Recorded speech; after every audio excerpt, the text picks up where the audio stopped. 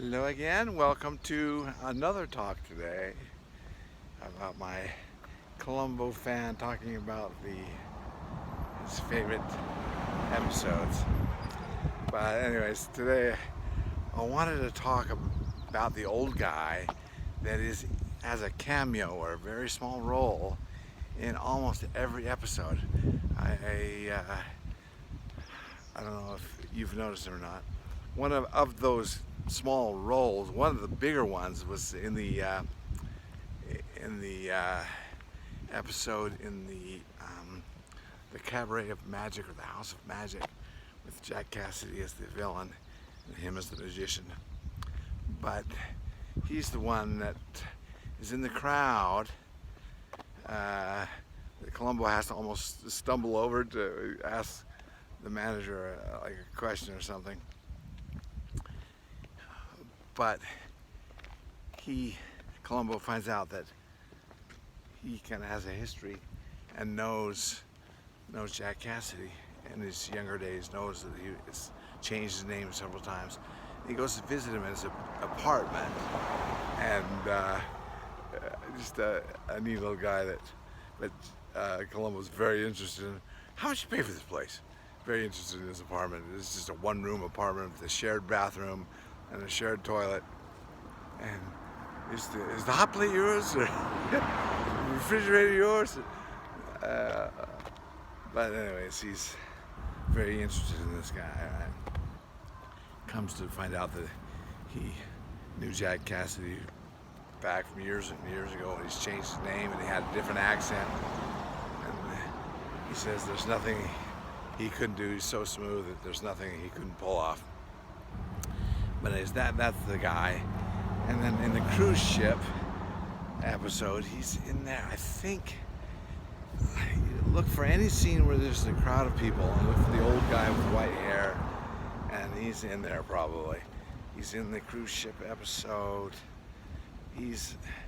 I swear he's been in almost every episode that I have noticed. But I thought, it made me think, I don't know how this guy got this regular gig with Columbo, but as a senior citizen, I thought it was nice how they kept him employed, and although it wasn't a great role every time, it was in every episode. The guy's in there.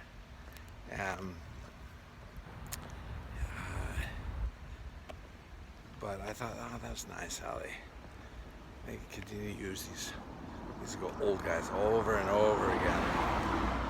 And maybe you have one line, maybe you have no lines, maybe you have a couple of lines. But there's a few people I noticed that are regulars that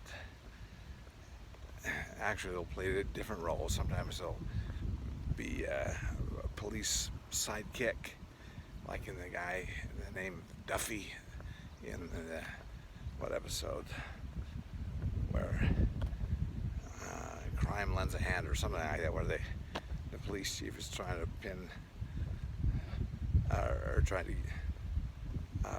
pin this murder on this career criminal. And Duffy's in that. Duffy plays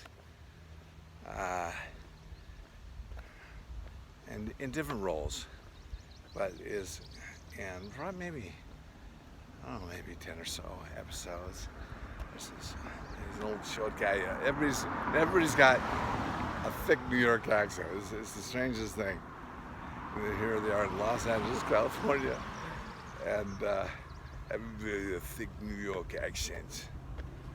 But also the guy that plays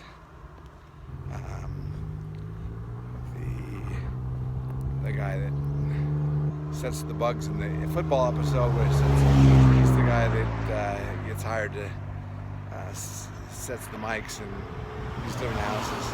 In another episode with Leslie Nielsen, he's the bartender at the bar by the pier, and a former cop, and him and Columbo have a hilarious conversation there about, who are you talking about? No, who are you talking about? Who are you talking about? The guy. I can't do it justice, but that guy's in a lot of episodes, and Duffy's another one of them. And I don't know, I just love the way they reuse characters and the way they reuse props. I tell you, in almost every episode, if you look closely, you'll see these red vests that either waiters will be wearing them, a car hop will be, a valet will be wearing them, somebody on a cruise ship will be wearing them. These red vests that play into almost every episode. This is hilarious. It's like, wow, it's not like they're, felt like they needed to be extravagant. They reuse these things again and again and again. I thought it was funny. And while I'm just picking on little things from episodes, Jamie Lee Curtis, as a teenager, plays the waitress in the, I think it's the airport restaurant, if I'm not mistaken. And Columbo walks in with a donut, and she makes him, she says, you can't eat food here that you bought at another restaurant. So she takes this donut. It's hilarious. And then she hands him a menu, and what does he order? A donut. It's hilarious. But she plays this really kind of a nasty, rude teenager. And of course, her mother, Janet Lee, plays the villain with dementia or Alzheimer's, and the Forgotten Lady, the former actress. And they actually used footage from her film in I think it was the 40s? Film in the 40s, a song and dance film. That's a great episode. So there's some just all kinds of things to watch for. I just find it so satisfying. And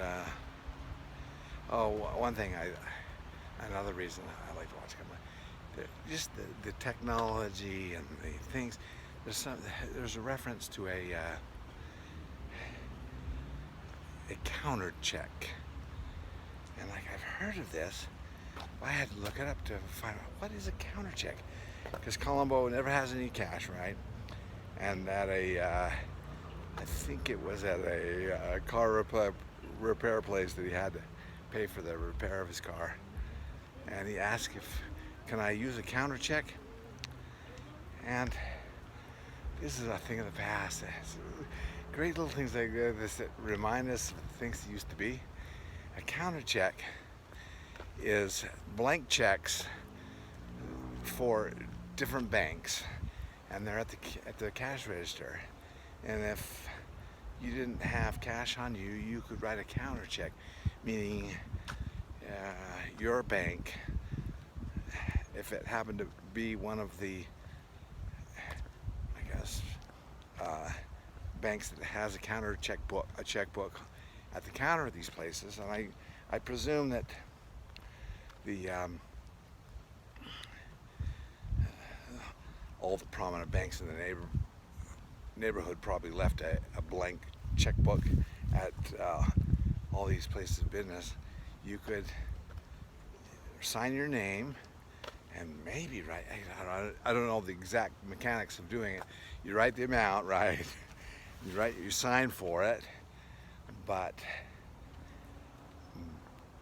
I don't know if you had to remember your account number. Maybe just from your name they could pull it up at the bank, but I'd like to find out more information about those counter checks and how they're used. That's one thing that a blast from the past that I vaguely remember those being a thing. My mom would go to the grocery store. Not that she used them, but overhearing somebody talking about a counter check. Another thing, put it on my tab. That was a thing. I don't know if it's still a thing. I doubt it, but people would just say, go to a restaurant or go to a bar and say, just put it on my tab. Meaning they would kind of keep a running total of your charges and you'd pay for it at a later date. I have never done that, but we used to hear that in the 70s on a lot of television. Put it on my tab. Put it on my tab. And so that's why in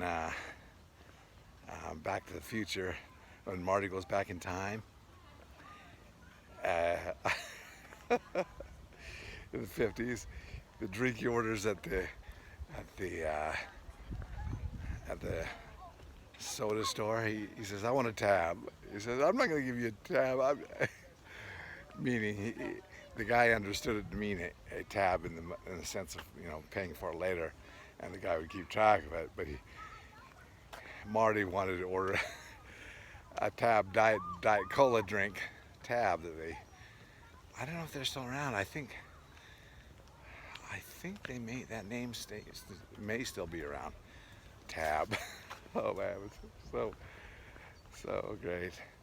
And like I talked about earlier, but Columbo going to these grocery stores and looking at the displays and how they set things up. It's just so reminiscent of the sandwich meat, how they had all the Oscar Mayer, like there must have been 30 or 40 kinds of sandwich meat that they had all lined up, all Oscar Mayer. Now you're hard pressed to find anything that's Oscar Mayer, but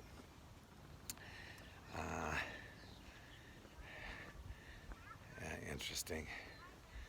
And another thing, which this is I haven't yet to see this in a Columbo episode, but remember the hot peanuts the hot nuts that they would always serve at almost every store. Here in Salt Lake City, there was the Kmart, of course, had a candy counter, and they always have nuts under a heat lamp and serving hot nuts, and they'd put it in a bag for you. And oh my heavens, there was something special back then. And downtown Salt Lake City, the ZCMI, in the basement of the ZCMI department store, they had foods and food course. They had the best hot dogs. Oh my gosh, the best hot dogs and hot nuts and great licorice. It was the first time that I'd ever bought gummy bears, I think. It was, I remember they had the cola gummy bears, and I loved those. Anyways, I'm just reminiscing about the 70s, and Columbo causes me to do that a lot, so I'm sorry about getting off track, but we're at 13 minutes, so that's probably long enough for Columbo fan walk and talk. I think that is, did I say it was 7 or 8? 7 probably. But anyways, thanks for listening. Bye-bye.